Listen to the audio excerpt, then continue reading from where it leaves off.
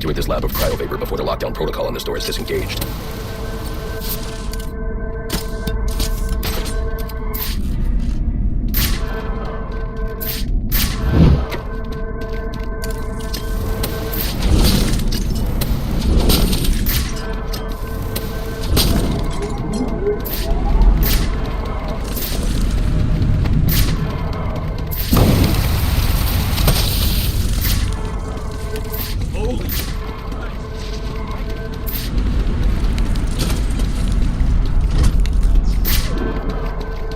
There's more going on here than a simple accident.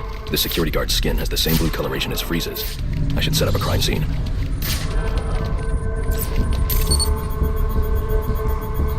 Data analysis indicates that he died from heat stroke, but the control room doesn't show signs of overheating.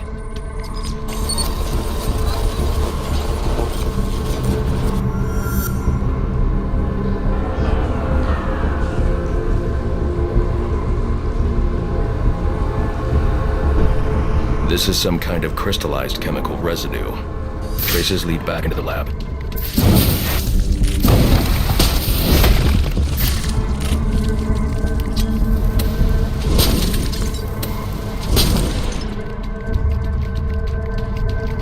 The trail ends here. I should scan for more evidence.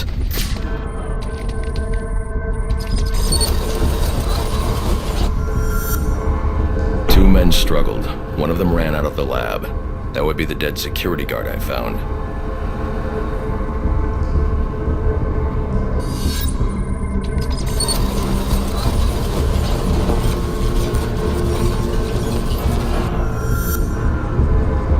These palm prints are a match for Mr.Freeze.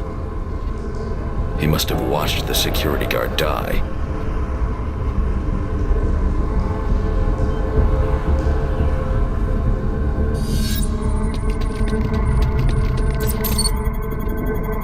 Freeze scavenged what he needed from various prototypes to build himself a super-cooled survival suit.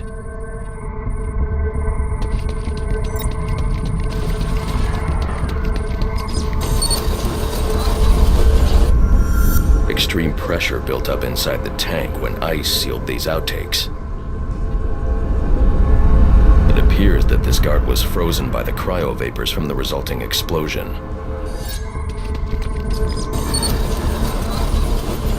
The evidence suggests the guard was frozen before the tank ruptured, perhaps by Freeze's cryo cannon.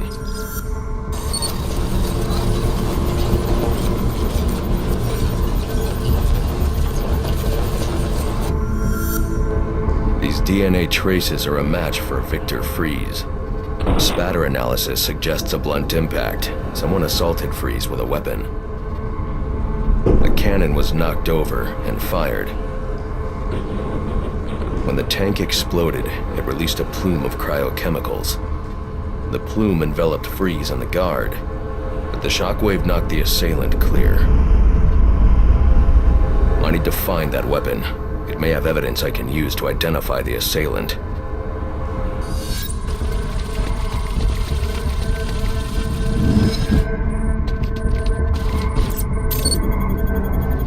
DNA analysis confirms the gun was used to bludgeon Mr.Freeze, and fingerprint analysis shows Ferris Boyle. It was Ferris.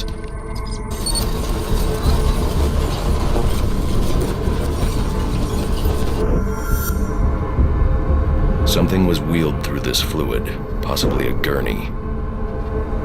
The fluid must have frozen almost immediately for these tracks to have been preserved.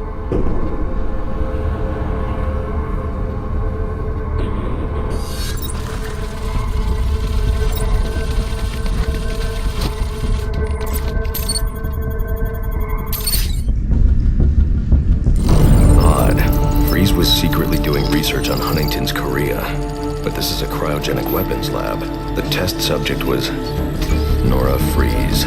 Now I know what happened here. Boyle hired Victor to help advance the secret cryoweapons program within GothCorp. In exchange, Boyle agreed to devote GothCorp resources to finding a cure for Nora's Huntington's. But Boyle was more interested in how Victor had managed to put Nora into cryostasis. When Victor realized that Boyle had no intention of following through on their deal, he decided to do the Huntington's research himself. But Boyle didn't like that. The cryochemical cocktail altered Victor's metabolism, as well as the guards. Boyle escaped ahead of the plume and had the lab quarantined. Victor survived, but he knew that leaving the supercooled lab would kill him. So he built himself a suit and utilized an organic supercoolant to keep his core temperature sub-zero.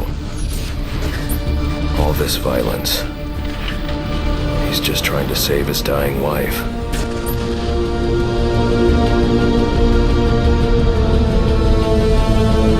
The supercoolant Victor uses in his suit is the same fluid I need for the cryo drill.